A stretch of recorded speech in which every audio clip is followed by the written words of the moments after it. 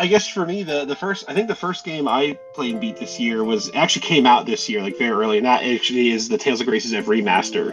So the first No. game in this, Me too. Yeah. yeah, yep, the first in this epic saga of remasters, which is kind of have my own opinions on some of the choices, but that's a whole other discussion. Mhm. Yeah. Yeah. I know how you So feel. yeah, so Graces was a game I haven't touched since it came out. So when Graces F came out over here in the West, it was 2012. So I was 18 years old when it came out, and I haven't touched it since then. So I was really wondering how I would feel about it as like a full-grown adult. So like when I look back at my high school self was like, oh, the story is fun, the characters are fun, the combat's fun, but like I wasn't like really that much of a deep thinker back then. So I was wondering how I'd feel about it as an adult because I feel like the Mhm. common consensus for Tales of Graces F in the Tales like fan base nowadays is great combat, shit story, and characters. So I was like, well, let's see how I feel about it. So the combat lives up to the hype. It's I still gotta great. say, like, yeah, I feel like the story of Grace's F has way more going for it than people give it credit for. Now, I totally agree.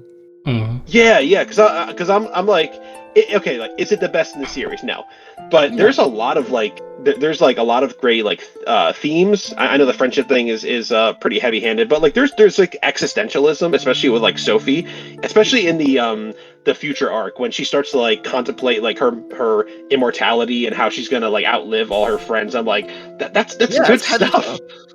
Yeah, well, yes, and I'm sitting there. I'm like, am I the problem? Am I the fucked up one here for not like seeing it? I'm like I'm actually engaged in it, and there's great drama. I love how Richard transforms into a villain and becomes like the foil for the party, and there's just a lot of good stuff in it, and the And characters like they're I do like the interpersonal relationship between Asbel, Sharia, and Hubert.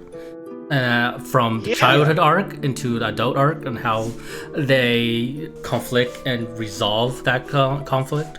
I think that was really cool, Yeah, like especially on my how replays. Asbel like how Asbel like really questions his Mhm. decision to like leave his kingdom and Mhm. pursue his dream as a knight, and then he kind of like blames himself for the fall and his father's death, and then that transformation of Hubert into this cowardly little kid into like a the fucking like military general and very stoic and hardened, and then how. The first thing Asbel and Hubert do, like these brothers who are super close, are at each other's throats because they have these conflicting ideals, and then Hubert literally defeats Asbel and exiles him from his kingdom and causes Asbel to have this like emotional breakdown. I'm like, oh my god, this is like good stuff. So I'm like, the entire way through, I'm like, I'm actually like unironically really enjoying the story of the game, like Mhm. generally, like, and I love the character interactions. The skits are some of the best in the series. I So and the future, funny. yeah, they're so entertaining. And the future arc, I think, really has some heavy material, like we already talked about, like the about Sophie's like crisis.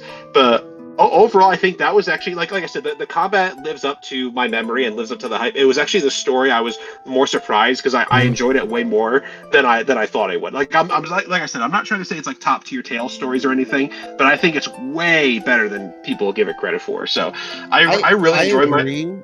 I definitely Mhm. agree with you, and I also feel like I feel like when I first played it, I was a little more annoyed by how like lighthearted and cutesy it was. But I feel like now as an adult, I find it more charming Mhm. because like I think at the time there was still kind of that stigma of just like everything's got to be fucking Gears of War, everything's got to be like gritty, and I feel like that kind of affected me a little bit, at the time. But now, where I feel like I have a more measured approach to things, I feel like I can see the game more for what it Mhm. is, and I find that it's not like overly cutesy. It's just charming. Mhm. You know, it's just a fun game. And I definitely agree that the story definitely has a lot more going on for it. And I think part of the reason why I enjoyed the story more is I I think being able to play it in Japanese helped. Like, Mhm. not to say anything bad about the dub, right? It's a good dub, but I think one of the because you brought up the friendship thing, that it's like really heavy-handed. When you don't have to hear the word friendship over and over and over again and you read it instead, I feel like that made it like not as bad, if that makes any sense. I could see that. Yeah, I could, because it's not like you're understanding physically, like orally what they're saying. So it's it's understand. I think I see what you mean. Yeah. And yeah, I totally agree with you what you were saying about like some of the themes, some of the stuff that Sophie goes through. Like I don't remember like caring all that much about Sophie the first time I played the game, but playing it now, I felt so bad for her. I was like, I just wanted to give her a hug because she, like, the stuff that she goes through in the epilogue in particular. It's like, oh, this is so rough, and I just felt like I cared a lot more about the characters in general. And then there was that really nice moment in the future arc when Asbel like officially like adopts her legally. Like there was just like a really like touching moment. Like it has a lot of good stuff in it. Like it's got like unironically good writing in it, and it's kind of hurt. Not hurts, but I'm kind of like, oh man, I really wish people saw like what I see in it, because I think there's a lot of good stuff in there. There's a lot to enjoy. Yeah, I think the problem with it too was it was following up Tales of Vesperia.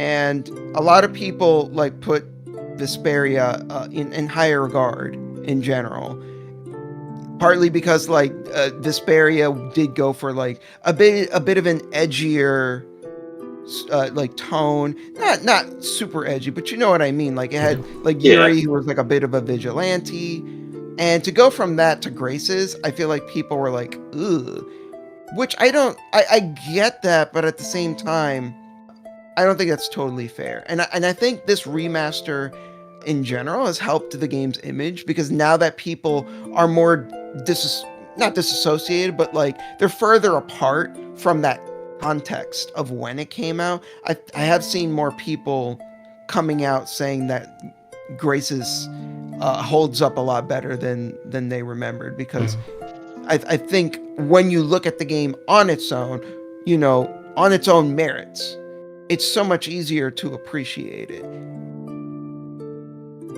Yeah, instead of comparing it and be like, well, why can't it be like this other game that I love? Instead of just be like, well, look at Graces for being Graces. Like, literally just look at it for what it is. And then once you do that, and you just separate it from the other games, I think there's plenty to enjoy. And I'm definitely, honestly, I'm really happy they remastered it, because I do see like kind of like a resurgence of appreciation for it, and that's a good thing.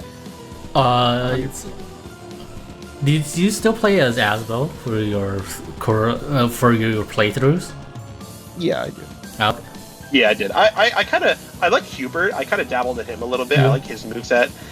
Okay. Yeah, I mean, I did mess around with the other characters a bit, but I always defaulted to Asbel. He's, to me, just the most fun to play as. Like for me, in my most recent playthrough, which was like a year or two ago, I play as Pascal and as a spellcaster.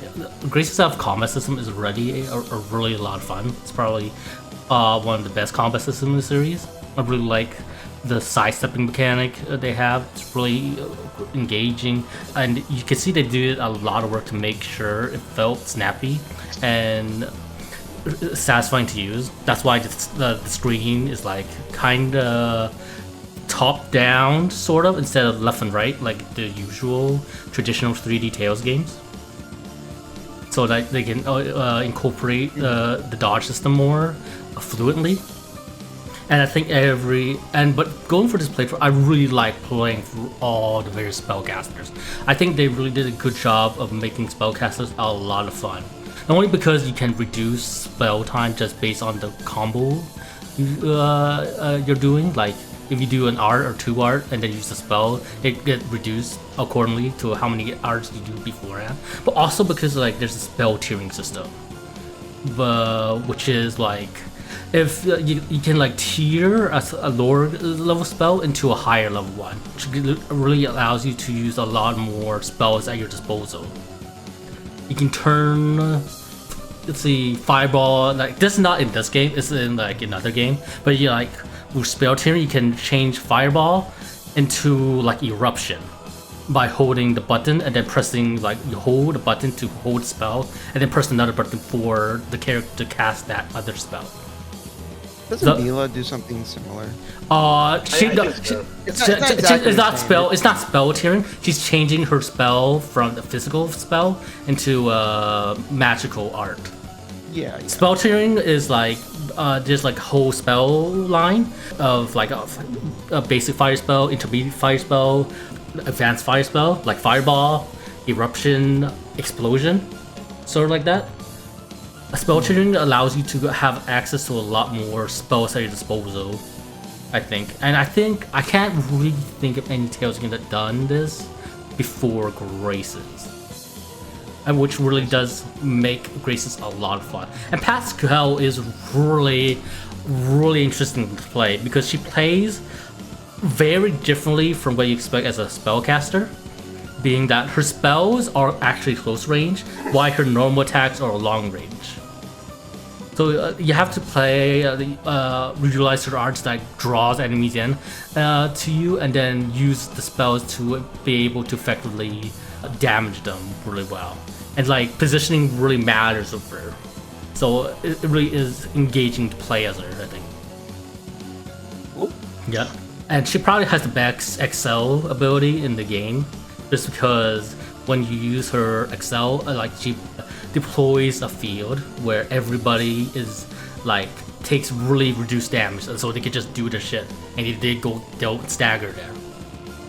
And really, overall, I think everybody's Excel abilities are really cool, with the exception being Asbel, apparently.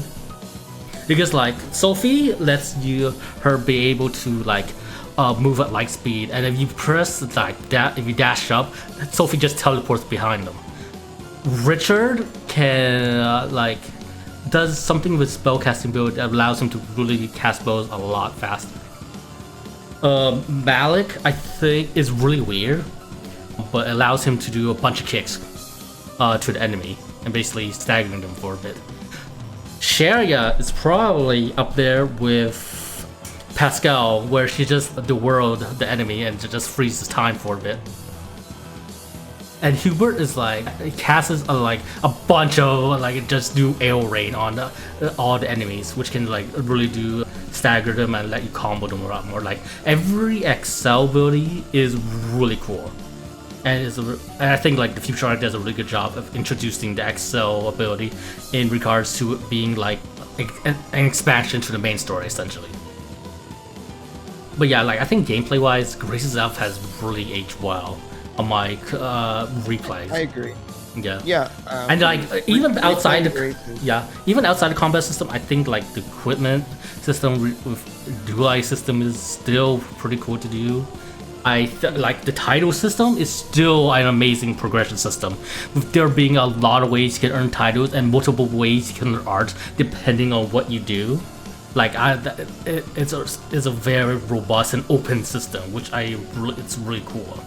Like you can learn Aurora Lotus, which is one as well as more gnarly skills where he like some after images of himself and then like zones in on the enemy and just teleports to them. Like he learns that for various ways, but one more interesting way is like you can actually learn it by developing a weapon or an item that's a specific monetary value. You don't really see this sort of progression system in any other Tales game, and I think Tales of Grace's Elf has a really interesting progression system because of the title system. And overall, like I think gameplay-wise, Tales of Grace's Elf is one of the strongest. Yeah, to this day. Yeah. I mean, I know and to this day, it's the only Tales game that you can use a Mystic Art depending on your combo, and you don't even have to be in Elf Gauge. Like 25 for your first level, 50 for your second level, and 75 for your third level. I was gonna say, because I know a lot of people are praise Arise's combat a lot, and it is good. Like it's good in a different way, I think. For me, I don't think it's anywhere near as good as Grace's. I don't think it's even close. Yeah, like, it's good, but like Grace's to me is like several steps beyond. Like Grace's Elf, Zelia 2, and Destiny DC is probably my 3 favorite combat systems in the series right now. But yeah, Arise is still good, I think. It's good. Yeah. It's good. I think Yeah. it suffers from enemies being way too damage spongy. Like they're Yeah. really bloated HP bars, and I feel like it feels like you're just like wailing on enemies, and you know they're not even staggering, and it's like I think it could have used an extra bit of polish in that regard. But anyways,